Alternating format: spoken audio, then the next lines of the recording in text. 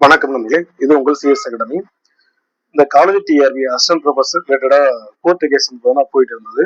கிட்டத்தட்ட ரொம்ப நாளாக போயிட்டு இருந்தது. இந்த கேஸுக்கான ஜட்ஜ்மெண்ட் இன்னைக்கு தான் வந்து பார்த்தீங்கன்னாக்கா மெட்ராஸ் ஹைகோர்ட் வந்து கொடுத்துருக்காங்க. இதில் கிட்டத்தட்ட இந்த ஹைகோர்ட்டுடைய காப்பி இது.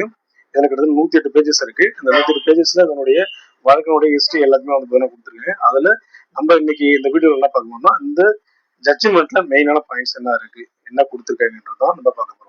இந்த ஜட்ஜ்மெண்ட் காப்பில பாயிண்ட் நம்பர் 62ல என்ன சொல்லியிருக்காங்கன்னாக்கா, குமரேசன் என்ற ஒரு அட்வொகேட் வாதாடும் பொழுது கிட்டத்தட்ட தமிழ்நாட்டில் இருக்கக்கூடிய அரசு அறிவியல் கலைக்கல்லூரில 7,000 அசிஸ்டன்ட் ப்ரொஃபசர் வேகன்சி வந்து பார்த்தீங்கன்னா இருக்கு.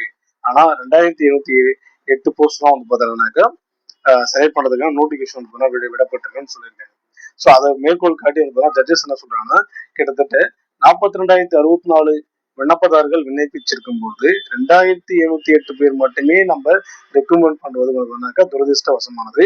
எனவே இந்த நோட்டிபிகேஷன்ல 4,000 அசிஸ்டன்ட் ப்ரொஃபசர் வந்து பார்த்தீங்கன்னாக்கா ரெக்கமெண்ட் பண்ணதுக்கு வந்து பார்த்தீங்கன்னாக்கா பரிந்துரை வந்து பார்த்தீங்கன்னாக்கா அரசு வந்து பார்த்தீங்கன்னாக்கா கொடுத்துருக்காங்க ஆனரபிள் ஜட்ஜஸ். ஸோ அதுக்கு அடுத்து என்ன சொல்றாங்கன்னா, அதுக்கு அடுத்து ஒரு பாயிண்டா வந்து பார்த்தீங்கன்னாக்கா கொடுக்குறாங்க. என்னன்னாக்கா 16/10/2025 அன்று வெளியிடப்பட்ட இந்த டிஆர்பி அசிஸ்டன்ட் ப்ரொஃபசர் நோட்டிபிகேஷனோட இந்த 1,292 வேக்கண்ட் வந்து பார்த்தீங்கன்னாக்கா கூடுதலா சேர்க்கணும். சரிங்களா? ஏற்கனவே எவ்வளவு வேக்கண்ட் வந்து போனா இருக்கு, 2,708க்கான நோட்டிபிகேஷன் விடப்பட்டிருக்கு. 2,708க்கான வேக்கண்ட்டுக்கான நோட்டிபிகேஷன் வந்து பார்த்தீங்கன்னா டிஆர்பி விடப்பட்டிருக்கு.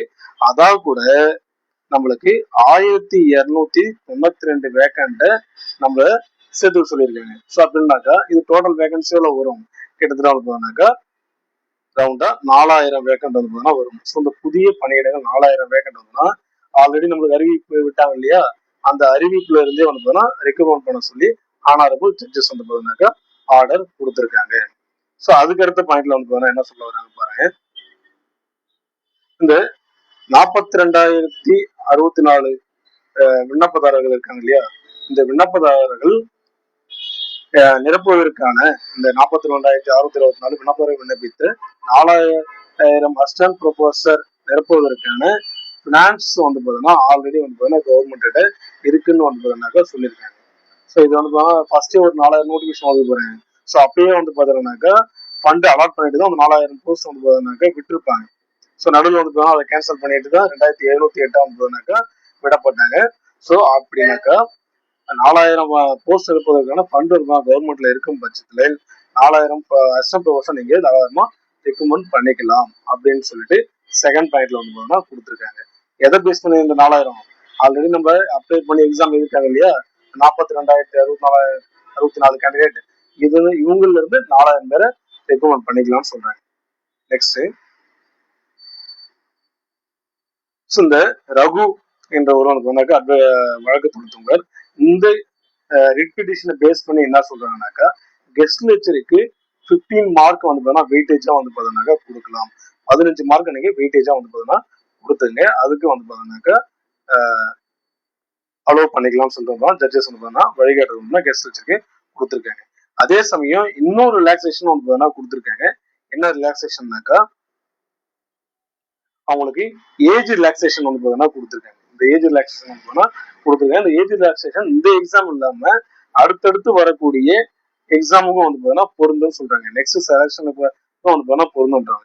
ஸோ எக்ஸாம்பிள் வந்து பார்த்தீங்கன்னாக்கா அசிஸ்டன்ட் ப்ரொஃபசர் ரெக்கமெண்ட் பண்ணதுக்கு பிசி, எம்பிசி, எஸ்சி, எஸ்டி இவங்கெல்லாம் வந்து பார்த்தீங்கன்னா ஏஜ் ரிலாக்ஸேஷன் வந்து பார்த்தீங்கன்னாக்கா கிடையாது. அவங்களாம் 57 வயசு வரைக்கும் வந்து பார்த்தீங்கன்னாக்கா அப்ளை பண்ணலாம். எனக்கு 58 வந்து ரிட்டைர்மெண்ட் வயசு, இப்போ வந்து பார்த்தீங்கன்னாக்கா 60 வயசு வந்து பார்த்தீங்கன்னா ரிட்டைர்மெண்ட் வயசா இருக்கு. ஆனால் 57 வரைக்கும் அப்ளை பண்ணிக்கலாம். ஆனா இந்த ஜென்ரல் கேட்டகரியில வரவங்களுக்கு வந்து பார்த்தீங்கன்னா ஏஜ் ரிலாக்ஸேஷன் வந்து பார்த்தீங்கன்னா இருக்கு. கிட்டத்தட்ட 35 வயசு இருக்குன்னு வச்சுக்கலாம். ஸோ ஒரு உதாரணமா சொல்றேன், 35 வயசு தான் இருக்குனாக்கா இவங்க வந்து பார்த்தீங்கன்னாக்கா ரொம்ப வருஷம் வந்து பார்த்தீங்கன்னாக்கா காலேஜ்ல கெஸ்ட் எல்லாம் ஒர்க் பண்ணிருப்பாங்க. ஆனா அவங்க இப்போ வந்து பார்த்தீங்கன்னா இதுக்குள்ள போட்டி போட முடியாது. அவங்களுக்கு வந்து பார்த்தீங்கன்னாக்கா ஏஜ் ரிலாக்ஸேஷன் வந்து பார்த்தீங்கன்னா கொடுத்தால் வந்து பார்த்தீங்கன்னா இவங்க எலிஜிபிள் ஆகுங்க. ஸோ அப்ப இவங்களுக்கு என்ன பண்ணுவாங்க, ஒரு 5 இயர்ஸ் வந்து பார்த்தீங்கன்னாக்கா அலோவ் பண்ணுவாங்க. இப்ப உதாரணமா 35 வயசு தான் வந்து பார்த்தீங்கன்னாக்கா ஜென்ரல் கேட்டகரிக்கு ஏஜ் லிமிட் இருக்குனாக்கா இப்ப ஒரு 5 வருஷம் சேர்க்கும் போது அவங்களுக்கு வந்து பார்த்தீங்கன்னா 40 வயசு வந்து பார்த்தீங்கன்னா ஏஜ் லிமிட்டா மாறும். ஸோ இது ஒரு ரிலாக்ஸேஷன் வந்து அவங்களுக்கு கொடுக்குறாங்க. இது ஜென்ரல் கேட்டகரி வந்து போனா யூஸ் ஆகும், கெஸ்ட் லெக்சருக்கு மட்டும். ஓகேங்களா? ஸோ அவனுக்கு 2 விதமான பெனிஃபிட் வந்து கொடுக்குறாங்க. ஒன்று வெயிட்டேஜ்ல 15 மார்க்கு, இன்னொன்று ஏஜ் ரிலாக்ஸேஷன் வந்து கொடுத்துக்கலாம். அது என்னன்னு சொல்லிட்டு புதுசாக வரக்கூடிய நோட்டிஃபிகேஷன் தான், டிஆர்பி வரக்கூடிய நோட்டிஃபிகேஷன் தான் தெரிய வரும். ஓகேங்களா?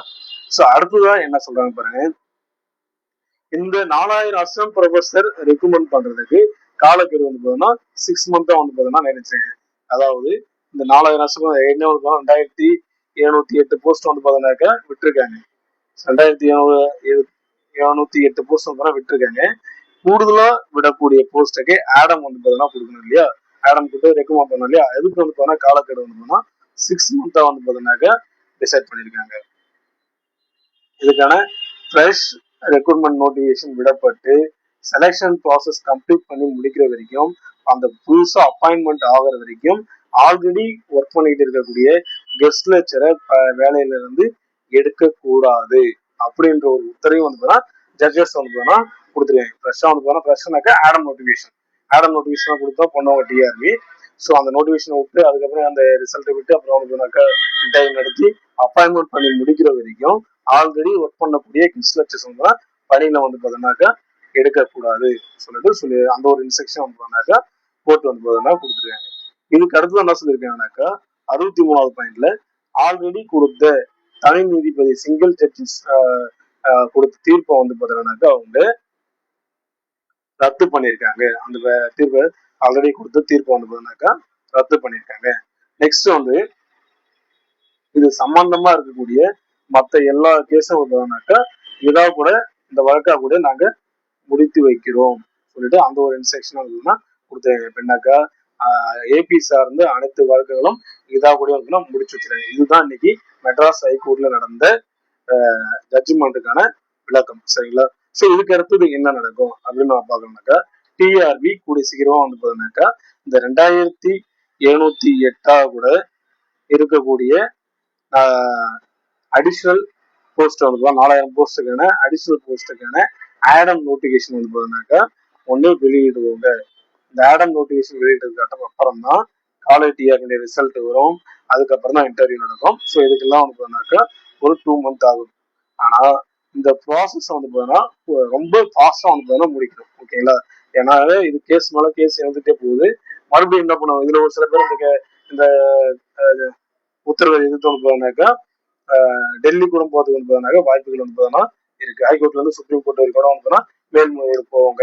ஸோ இது போல பிரச்சனை எல்லாம் வந்து தவிர்க்கணும்னா உடனடியா வந்து பார்த்தீங்கன்னா அந்த போஸ்ட் வந்து பார்த்தீங்கன்னா ஆடம் விட்டு ரிசல்ட் விட்டு இது அப்பாயின்மெண்ட் போட்டு முடிச்சிட்டாக்கா இந்த பிரச்சனை வந்து சால்வ் ஆகும். இது வந்து பார்த்தீங்கன்னாக்கா அரசும் வந்து பார்த்தீங்கன்னா டிஆர்பி கூட ஃபாஸ்டா பண்ணுவோம் நம்ம நம்புறோம்.